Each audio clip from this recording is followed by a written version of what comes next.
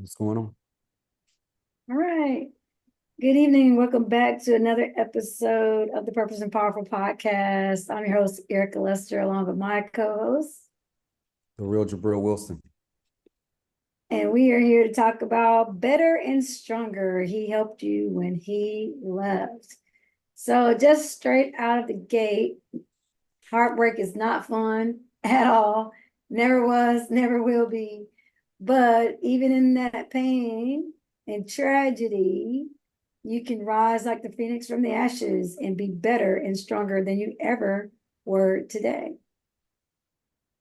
Definitely from since that took place. So Jabril, We recording? Are we on recording? yes. People coming in the room, virtual room. Because I don't hear it saying it's recording, so I can't. If it is, it's not saying. You're so right. Absolutely. Okay. All right. Better and Greetings and stronger. salutations. Good evening, Thomas. How are you tonight? What's up? I am I am driving hard. Driving. Awesome. I'm driving hard. Oh, home. Driving home. Okay. The Wizard of. No, I said driving hard. Oh, driving hard. I'm driving home, but I Oh, am driving hard. oh, Well, I was about awesome. to say I'm the hard Wizard at of driving. Oz. I was about to say the Wizard of Oz, but now we see you, so it's great. So we're talking about better and stronger tonight. Life after heartbreak or tragedy or death. Better and stronger. What does that mean, better and stronger? So there's nothing like pain or adversity that will actually get you to transition to becoming different in a lot of ways. Last week when we had the beautiful Kira on, she had mentioned that her life was better, even though it was from tragedy where her father passed away, but it gave her another identity or to discover that she had strengths and talents and gifts that she didn't know she had until those things were brought out from the pain. So she became the phoenix rising from the ashes to discover the journey that she is on today. So, most people, when they love hard, they go all in. They go for broke, as they say. And I believe that's how you should always do. And then, of course, the older you get, the more experience you get, the more guardrailed and guarded you become. But don't ever lose that part of yourself, because the better and stronger comes from when you stop resisting the changes that are taking place, or in the change that is taking place in you. And when you're on the other side from a healed place, you will discover that better and stronger were the results. So talk to us, Dr. Jabril, of your past relationships. That you're a happily married man now, but you've obviously gone through a few situations and circumstances in relationships that, they teach you more about yourself, even though you're focused on the other person. So what would you say have been like your top 1 to 3 lessons that you learned from the ending of a relationship than you did in a relationship?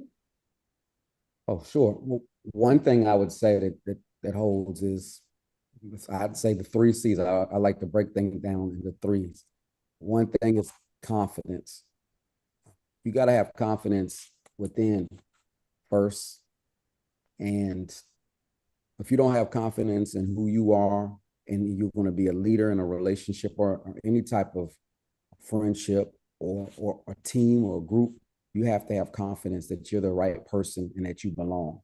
And I think that a lot of times if we don't have confidence, we'll go this way or that way or try to please others and not stay strong to how we feel about things. So confidence is very key.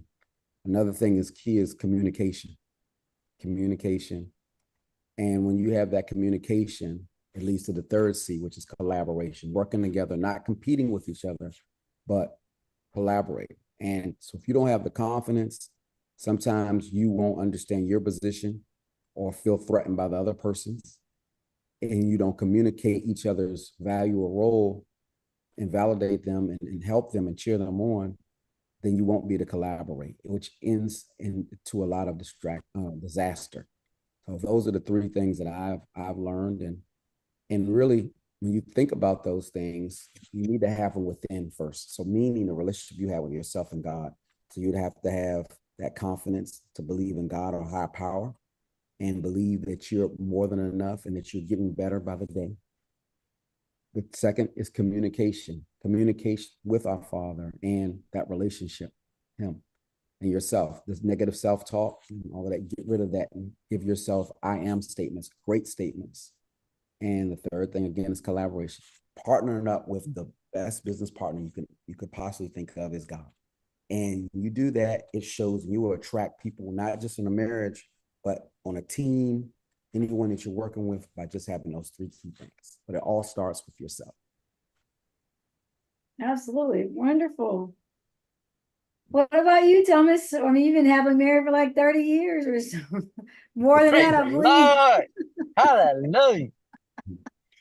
But what So- were three things that you think, looking back, and you might have learned these probably in the 30 years in your marriage, maybe. What were you But thinking you know, about things you learned, either heartbreak or just submission within that relationship to continue for it to be successful? so I agree with Jabril from the point of those three C's are very important. Even from the point of communication with, once the breakup happens, you have to be confident in yourself that, and I always tell people in any marriage or any relationship. So let me change that. In a marriage, you give all you can. You do everything you can to make that marriage work. You work through so that when you walk away, you can walk away. Erica, you've heard me say that. When you walk away, you can walk away knowing that I've done all I can do. There's nothing more I can do that's not going to hurt me. And you have to make sure that you've done that so that you can check all the boxes and you're confident that you have done all that you can. Now, in a relationship, it's totally different. So the challenge with relationships, people invest too much. Before, people didn't invest so much because they didn't live together. They didn't try to get people to pay their bills. They weren't paying nobody else's bills. Everybody stood on their own 2 feet until they came together. And when they came together, that's when that man took that woman and started paying everything and doing everything. And that woman, she might have asked the man for something on a little while, but it wasn't that she was dependent on him. She could walk away at any time. But many times in relationships today, they invest too much.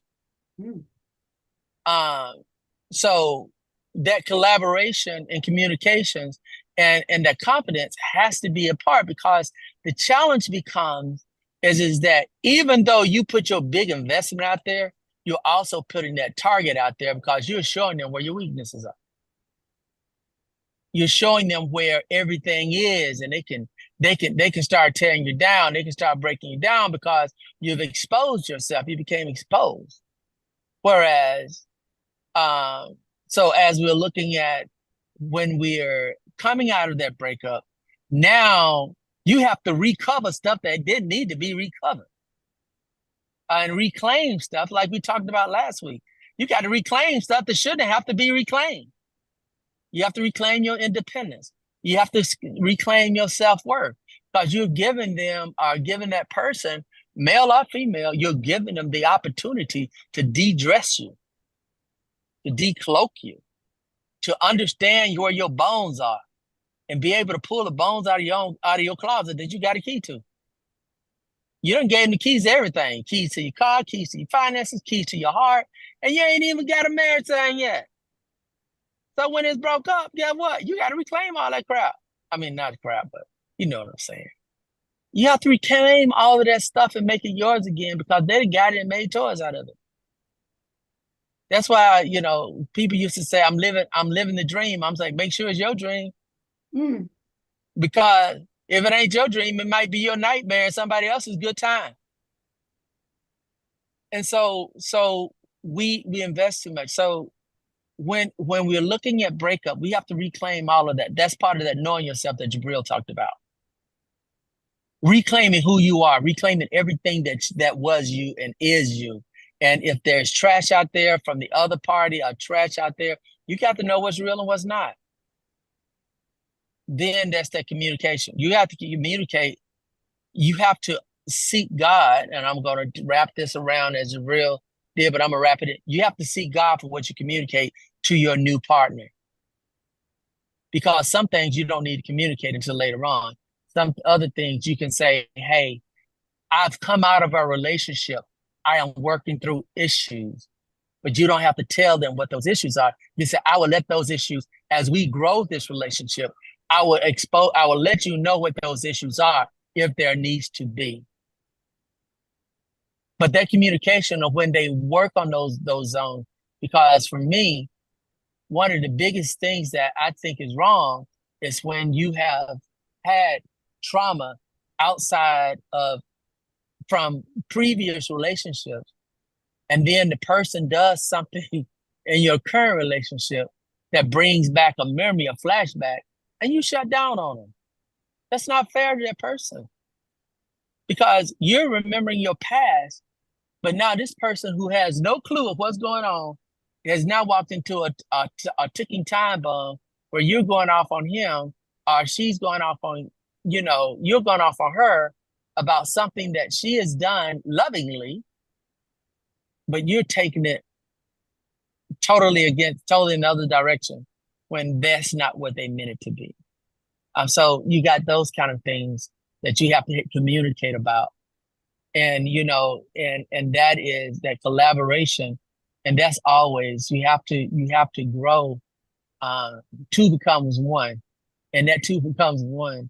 That collaboration is a collaboration of where you have been, where you are, and where you're going. You have to collaborate that. You have to collaborate those efforts. Many times I've heard people say, well, we just see where we go from here. Oh, heck to the no. That don't work. You can't just see where it goes because you have no expectation. And then if the man turns around and says, I want to get married, or the woman says, I want to get married, you sit there, we are having a good time. That's because you already you didn't do no expectation management. There was no collaboration on where your end results are going. And one thing, Erica, I'm going to throw you under the bus over here. oh, wow. That's one thing I like about Erica. She like, I know what I want in my relationship, and I ain't got time for games.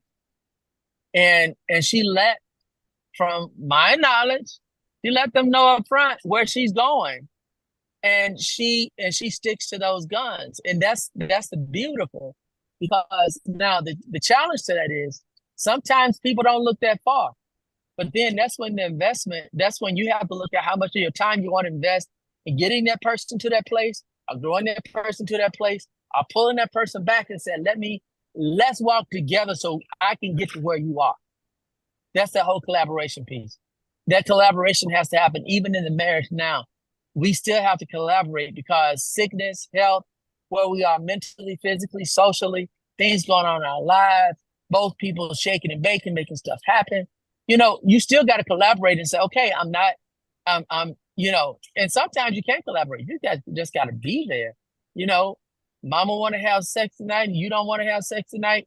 You want to have sex tonight. She don't want to have sex tonight because you're all up in your head because of stuff that's happening at work or something, or she has had a whole traumatic day and you don't know which one, but you don't want to talk about it because you already know, you've already settled it in your mind. You just got a spiritual thing you got going on and you need to work that out. But instead of, having that collaboration, say, hey, baby, not tonight. I'm sorry. I just got things in my head.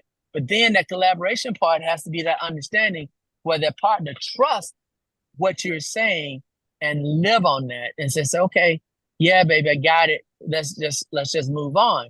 but it can't be an every night thing. You can't have a headache every night. Nope. So Jabril, I noticed you had your hand up. Let's see. Let's get some feedback. How do you get 'cause this you know this hand up? about I me. can't never get this hand up.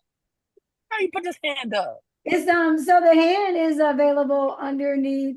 It depends on the version you have. Because it'll either be on the more tab or it should be below like Reactions. So you can go to response. reactions. Okay. Go ahead on, brother, before you forget. Well, I'm not gonna forget. I created the framework and I appreciate that. Again, we said confidence, communication, and collaboration. I want for the listeners and Erica and even you, Thomas, I want we all to just do an inventory, a scale to 1 to 10, or you could do a scale to 1 to 5, 5 being the highest or 10 being the highest, or where you are as an individual with confidence. See, a lot of this starts with confidence. Confidence with you knowing who you are and knowing whose you are. You got to see that. Where are we with that? Because that's going to talk about our purpose. When you know your purpose and you're living your purpose, your confidence is on a whole nother level. No one can waver. No distraction can stop you. You don't apologize for being who you are or whose you are. So that's that confidence. And when you have that, it's very attractive. It's going to repel those who shouldn't be around anyway. So don't worry about them. It's going to clear off a lot of clutter. And you'll have your clarity. Now, that's powerful right there. Boy, you stepped into a hornet's nest. Really? Woo! Let me get the rest of it out. So that was the first one. I said the confidence. Okay, keep going. And the communication, which we all communicate with each other and allow each other our time to say what we have to say in any relationship, even here. And you have to know that. You have to know that with your confidence, you're going to know that what you have to say matters. But with confidence, you don't just speak just to be speaking. You'll know when it's time to give back. I mean, to step back, because I was understanding something when they were talking about being great. Being great doesn't always mean being first. It's like open up the door. If Erica's a woman, your wife is a woman, my wife is a woman, what do? We open the door for them to go what? First. But that's greatness. That's the servant. So having that confidence that you can highlight your wife or your partner, let her go first, because you always know who you are. You're the man. You're that shield. You're the rock. So that's the confidence, the communication, and the collaboration. That's where you work together. And it's a goal, and you communicate on the goals together, and you show your vision. But when you have that confidence and you also walk in it, then everything comes together. But when one of those three is missing, there is going to be some turbulence on that flight, and you don't want that. So again, let's do the inventory. I'm challenging us all on those three things. First, with us, we want that relationship, or we're already in a relationship, but wonder why is it not working out the way we want. Let's check those three boxes and see where we really are. And let's be real about it. The real Jabril, let me say, just for me, and I'm gonna let you go again, Thomas, I'm fine. I'd say right now, let's just say it's a scale of 1 to 5. Confidence, I would say I'm about a 3. But if we were going to do out of the 10, I'd say it's a 6 or a 7. Why? Because I'm looking at current circumstances and I feel tired and overwhelmed at different times. So right now, it's at maybe a 7. The communication, just because you're communicating doesn't mean that it's always the best form of communication. I'm talking about in my own relationships. We're not going to talk about the past because that's a lot of bones. I'm talking about living flesh that's going on right now. So I don't feel that I've been as loving to my wife based on my own confidence or feeling as if I'm disappointing myself, my wife, my family, and living up to who I say I am. So I put that burden on me, which translates to the wife, and it can hurt the home. But that's the enemy getting in something that shouldn't be, because I need to go back to the higher power and source. So that's on me, and that's why I'm putting the enemy to shame. I'm not putting my marriage out. I'm telling you what's going on, what's trying to interfere with my marriage. But right now, at this moment, June 2nd, 2024, 7:21 p.m. Eastern Standard Time, no more. So I just said that. Now, the collaboration is when my wife gets home, we get together and we work this out. So those of you who are in a relationship or marriage or thinking about it, you got to constantly do these things. You got to constantly do them. And the people who are already out of your life, like we're talking about in this podcast, yes, they did you a favor because they shouldn't have been in your life anyways. They're over. They're in the past. Those are the old bones. Of course, I didn't rehearse this. This is what's happening in real time right now. And that's what this podcast is about. Real time, live. And this is what I have for you. So there you go. So go ahead, Thomas. I just wanted to get that out there and call out the enemy real quickly before he tries to mess up the rest of my evening. And it's not going to happen. What? Amen. Amen. Praise his name. That's confidence. I'm confident now that I shared that. And that's where confidence is. And right now I'll say I'm a 10 in confidence because I'm driving and I ain't got nobody to talk to, and I ain't got nobody that's gonna tell me nothing because I own my space. Right? Okay, love it. Go ahead. Okay, when I get to a house, I'll be about a one. Okay.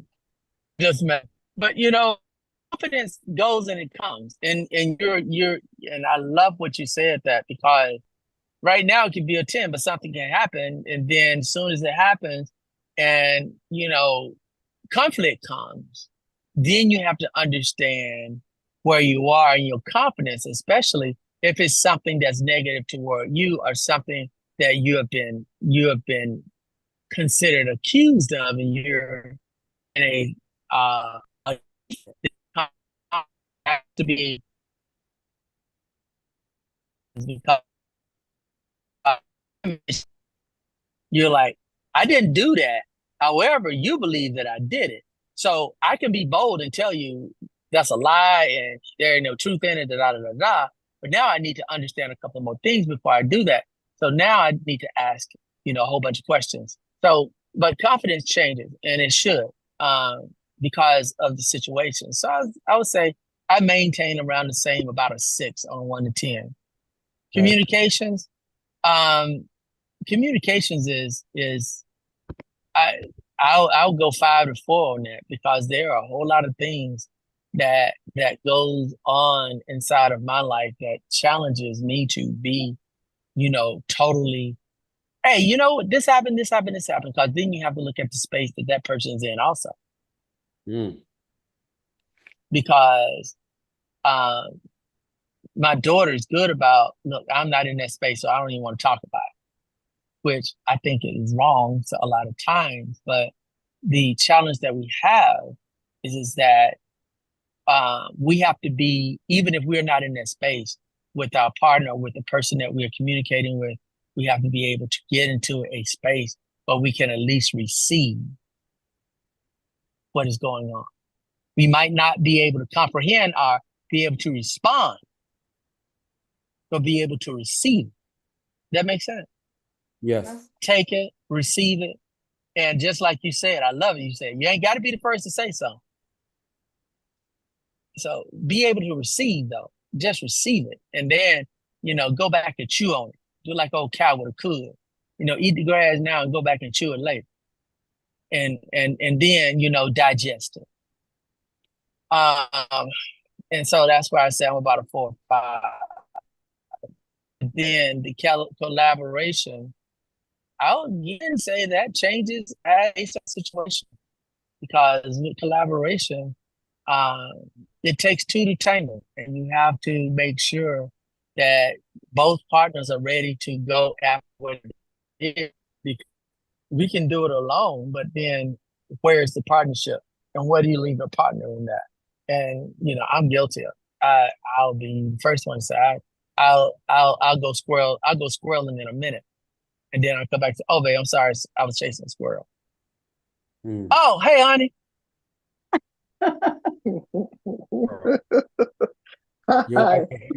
Who's the squirrel?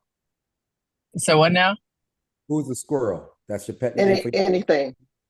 Oh. Anything. Oh. Okay. All right. So the squirrel is that You know, the squirrel is that thing that shows up and you're like, oh yeah, and you go and do that even in the midst of something that you and your wife supposed to be doing. I'm good about that. And then she's sitting there like, well, I thought we were, yeah, oh yeah, I'm sorry. I saw this and I need to get that done. I saw an opportunity, or I saw a good deal and I needed to make sure we got it now. And she's like, that ain't what we talking about. That ain't what we doing.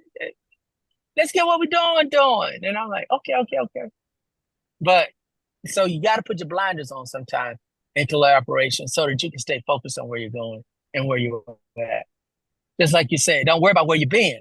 Worry about where you're at and where you're going, and put your blinders on it, and so that you can actually stay focused in that collaboration piece, and you can be there for your partner. That's mentally, physically, and spiritually. And in collaboration, that's where we have to look at all three aspects of it: the physical, the mental, and the spiritual. Because, that old who used to sing that song? Shirley Murdoch.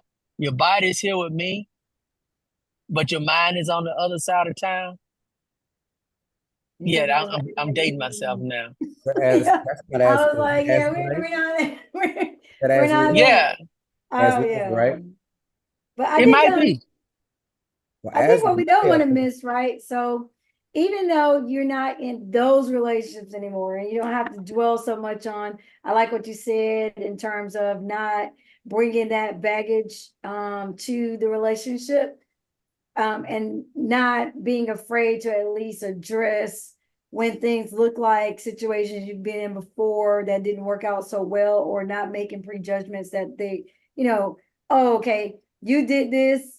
My ex used to do this, and every time he did this, that made me remember or feel this way. Like, that's not that person's burden. So just kind of being able to be open and transparent about it. But also the number one thing is, before you move on, taking accountability for the things that you did wrong or things that you need to work on, character flaw department, so that you don't bring those issues with it, because everything was not your ex's fault.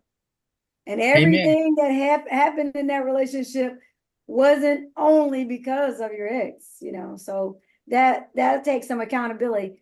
Normally you'll hear it repeated that time, like, why do you do that? Or why do you, so for me personally, I always never let people get away with generalizations, right? So like, you always, that's not definitive. Help me out, help me understand what it is that you're saying to me. Like something that I told Dr. Jabril one time with this guy that I was dating, I was like, my exes would say, oh, you're so selfish and blah, blah, blah. And I'm thinking like, yeah, no, I don't see that, because I know what I did in the relationship and for the person, but I needed to understand, like, why do they say this? But that was more character flaw of them not wanting to be transparent about whatever they were feeling or thinking, not knowing that I wanted and needed the information. So I didn't really take it from them because it was too general. So when I found myself in this situation with this new guy, he never used those words. What he said is, I know that you wanted everything to be perfect. And I know that you in this one situation, and I know that, you were thinking this could be this way. He said, but did you take the time to consider that I would want more time? Like, he was wanting me to stay and spend more time with him. So he said to me, well, what do you have going on tomorrow? Or like, what do you have to do? Like, what's on your schedule? And I was like, oh, my mom and my sister and I were going to the movies. Okay, so what time you getting up in the morning? I'm like, okay, I'm thinking I'm getting up about 8 or 9 o'clock. Okay, well, what time is your flight leave? Because I was in, another city. And I'm saying this. And he was like, that sounds like all these things that you could reschedule. So he was inferring, he was trying to let it be my choice to kind of decide. But when we had the conversation, I was like, listen, generalizations will never get me where you want me to be. It would have been just as simple for you to say, babe, I want to spend more time with you. Do you think that you can just reschedule your flight so you leave like tomorrow afternoon. And I was like, I would have got that. And I would have been like, oh, you want to spend more time together? Of course I want to spend more time with you. We don't live in the same state. We don't live in the same city. Of course. But the generalizations, right? Sometimes that just means confronting. I told a friend of mine recently, I was like, there's never going to be a situation that I don't confront and never going to be an issue that I don't address. And you just kind of have to get that way in every area, definitely in relationships, because that's how people end up getting hurt. Assuming things, assuming that they don't want to spend time with you, or assuming that they know, well, you know that I like this, or and how do they know that exactly? Did you have a conversation about that? Did you sit and tell them about that? Like, how are they supposed to? So a lot of times things happen in relationships that don't even have to take place if people would just sit and have a conversation. To know. Now, it's one thing to know, like once you know and the person breaks it down, presents it, understands it, for you to go and do it anyway, now you're at an insult to injury. I'd rather you be up straight up and say, well, I heard what you said and I get it. I understand that's your perspective. That's your opinion. I don't do it. Why those things? And I'm going to need you to grow in that area because I'm probably not going to make a change in that area. So at least tell me that. And I can decide if that's a non-negotiable for me.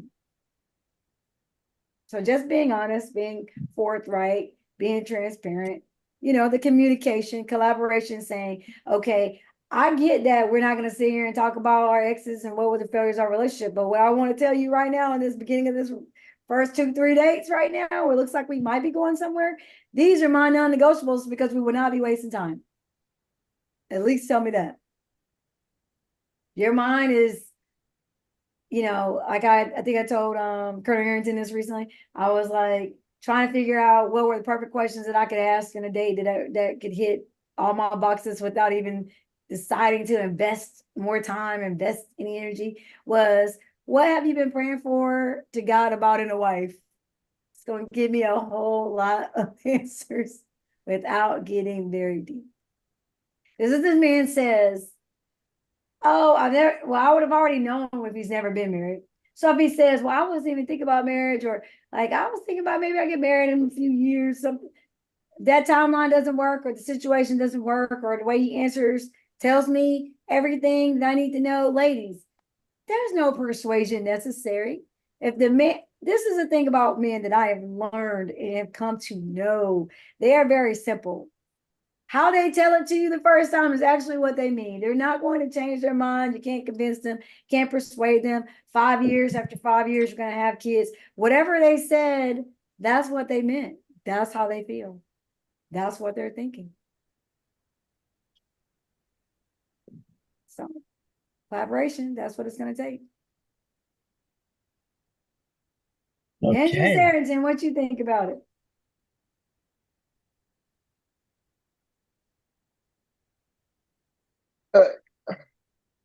Well, you were asking me, or you were asking Thomas? Yes. No, she said evangelist. Yes. Oh, she said evangelist. I kind of come in on this, and I'm kind of listening, and I'm trying to figure out where things are. But the last bit Jabril, of your statement, answer your question. Ask her your question that you asked us. You're on mute, Jabril. Right. How you doing, Evangelist Harrington? Right. The Hi. question was, we had 3 things that we were talking about. Okay. We broke them in a framework of C's. So on a scale of 1 to 10, 10 being the best, where is your confidence in a relationship or yourself? The second one would be your communication, a scale of 1 to 10, and your collaboration, how you collaborate with Thomas. So, oh, he gonna throw Thomas in there. Well, I just want to give her a direct Oh, wow. that way.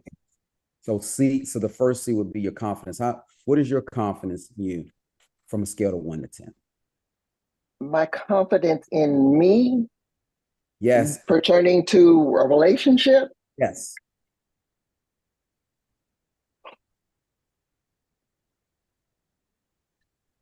That's a good one.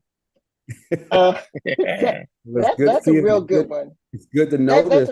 That's a real good question, because the whole thing is that I have, over the years, I have learned that my confidence is not necessarily in me, but I allow my confidence to be in the choice that God has made for me. Okay. All right. So what would that, Okay. how would you So, quantify that? so in that particular case, my confidence in God is is 100 is a 10.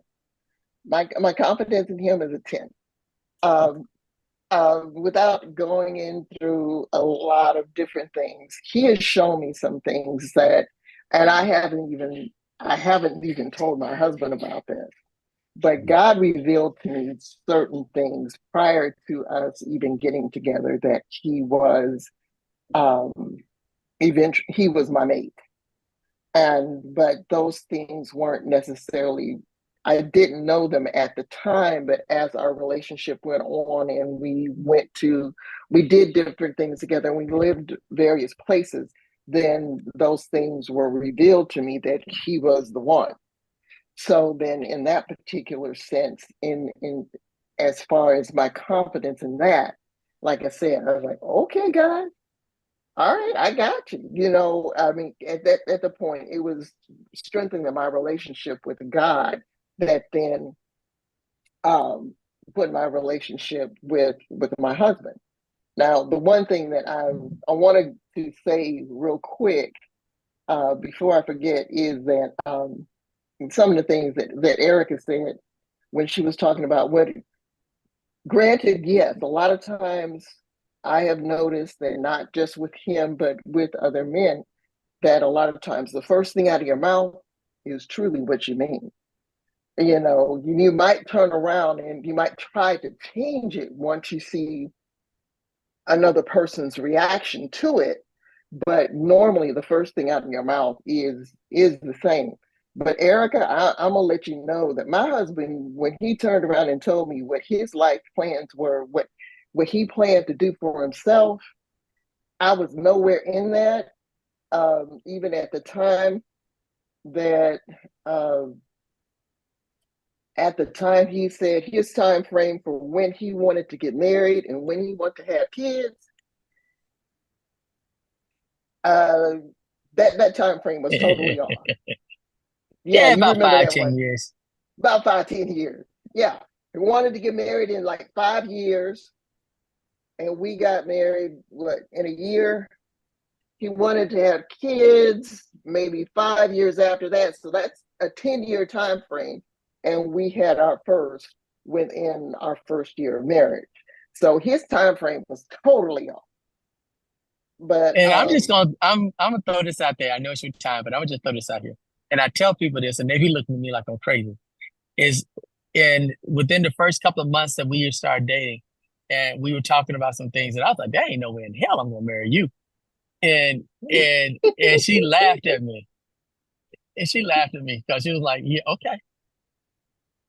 But that's no, but I just want to throw that in there too. But, yeah.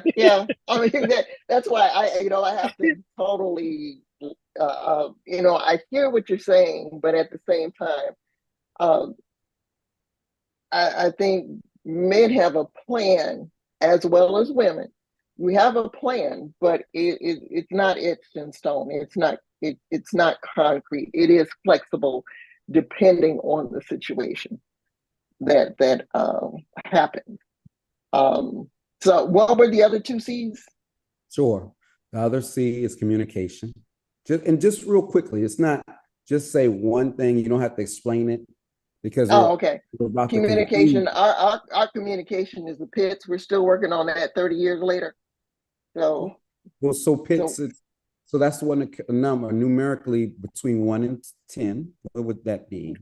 1 in 10, it might be a 4, 3, Okay. 4. He had something similar. So I don't, well, Thomas, I think he ranked it a little higher, and that's good. That means he's saying he needs to do more and he's doing more. I love it.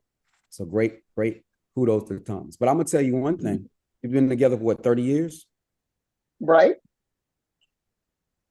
That communication to me is the doing communication that you haven't given up. So I would give you just by staying faithful, because that's the only requirement. Bible, God looks at the man as to be faithful, and he's doing that. So whether you communicate or not, he's still being there and you still willing to allow Thomas to lead by trusting God is amazing. So I would beg the difference, say about a 6 or a 7, and just speak and walk in that. You can't stay 30 years and be a 5. It's impossible. So you need to give yourself more credit, both of you, and look at you both on Sunday on a podcast as one.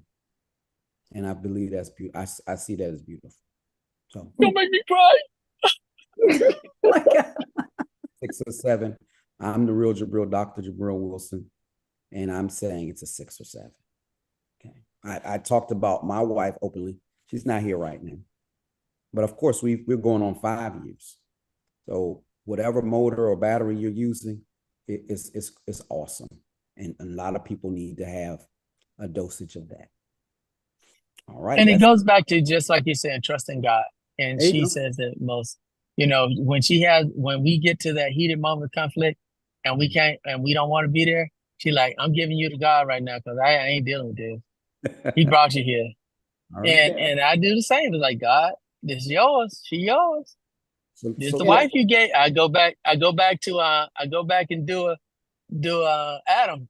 This that wife you gave me, God. right. So don't let the Yeah. serpent get between you guys. And I tell you Yeah. what, That's so it. the last one is collaboration. So don't go low on it, because clearly you have 30 years. You have the confidence in God, no matter what you see or feel between either one of you. So what are we going to give a score between 1 and 10, Evangelist Arrington, for collaboration? For Now that- collaboration, now again, that I've- knowing him and how he goes, I'm going to put, even though you said don't go low, I'll put collaboration at a 5, because there are times we do talk, but then there are a lot of times that plans are made without. I'll just say it. My husband makes plans and I don't know nothing about it. I used to tell him a lot of times. I used to say, "You talking to that other wife?" I said, "Because you didn't tell me." And he's like, "No, I told you." And I'm like, "No, no, no, no. You didn't tell me. You told the other wife." And I said, that other woman again. Now, lately, that other woman has not appeared. So he's gotten better at that. But every now and then, that she shows up, and I'm like, you must have told the other wife because you didn't tell me. So, but he does, he will make plans and do various things without my knowledge. And then I learn at the very last minute. And so then at that point, I'm like, okay. It's already done. I understand. So I would, and this will have to be another time or with another topic, but I wonder if you'd ask him, the other wife, what does she do that she gets to know things more or quicker than you? I'm just curious of who this woman, this other woman, where Thomas feels open to share that with and give you the stuff at the last minute. It's almost like you have 2 parents. One parent you tell all the time, and then the other parent, they don't really get to know what's going on. I mean, I'm experiencing that right now with my own daughter. So what is it that my ex does, or the way she communicates or receives things, where my daughter will reach out to her and I don't find out till after the fact, after the party. Yeah. It's not even the party. I'm not invited. I find out later, and then I get stuck with a bill at the end. That's the only reason. I say the other wife because he always tells me, but I told you. And I'm like, no, you didn't. So we will work on that, Thomas, and all of us. We all need to do that better with that second component, the communication, as you said. That's fine. So, but the collaboration. Well, they work hand in hand, and I have confidence that Thomas is going to work on that immediately. He's driving to the confidence. Oh, bro, we've been working on that for 30 years. And it's a work in progress. And that's the beauty of it. It's a work in progress. All of it is a work in progress, because life changes everybody, and we all are going through this life. And and we have to stay open and willing to we said, in a relationship is one thing, but in a marriage, you'll say it to death do you part. Right. And you And so hang you on. got to work on it. Right. You ain't hanging on, you got to stand. Because you hanging on, the world will rip you to pieces. So you got to stand. You got to stand for your marriage. You got to stand for your man and your womanhood. You got to stand for what that marriage means to you. Because if it don't mean enough for you to die for, then you shouldn't be in it. Amen. Amen. Well, we got a surprise for you. Guess what? Guess what for both of you? Guess what? What? What? Next week, 7 days from today, so 30 plus 7 days, our lovely co-host is going to tell you what's in store for you next week. Go ahead. Uh-oh. Oh, so join us next week. We're going to talk about the soft guy error. 50-50 is not 100%. You don't want to miss that. It's live. We're going to do it live. So what's Right. Say that So like, again. that's the soft guy error. So the soft guy error right now is it's a reverse situation where you have the modern or the traditional guy would be, as Thomas alluded to earlier, 100% doesn't start until you're in the relationship because people invest too much. Now the young men, the young brothers are like, you know what? We're not going to be used. We're not paying for all the meals. We're not paying for all the dinners. We're not paying bills. We're not doing any of that. You got your 50-50 situation. They're not doing it. So they're in revolts and they're boycotting the whole traditional male provider role. But it's gonna be great. Okay, because that's gonna be interesting because I don't think it's all male. But oh no, it's not all of them, but it's this new guy, it's that new age millennial Error. perspective. It's an entitlement thing. yeah. And I'll say this last, and I hope that this will make you feel even greater and better the way you really are, Thomas. You always show up. But I'm gonna say these 3 key things about apologizing. And I want you to be open, Evangelist Arrington, and all women out here, for when a man apologizes, the difference of a man and a male.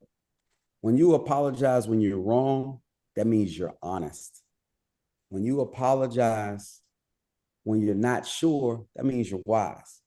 But when you apologize, even when you are right, you're a husband. I like it. Right. That's my takeaway from it. And that's not my own, that's from a great wise man. But I need those great people in my life, just like a Thomas. Okay. All right. Well, we'll see you next time. We appreciate you. And we'll see you next week. That's what I'm hoping and praying. So let's have an amazing week with confidence, communication, and collaboration. See you soon. Okay, take care. God bless. Love y'all.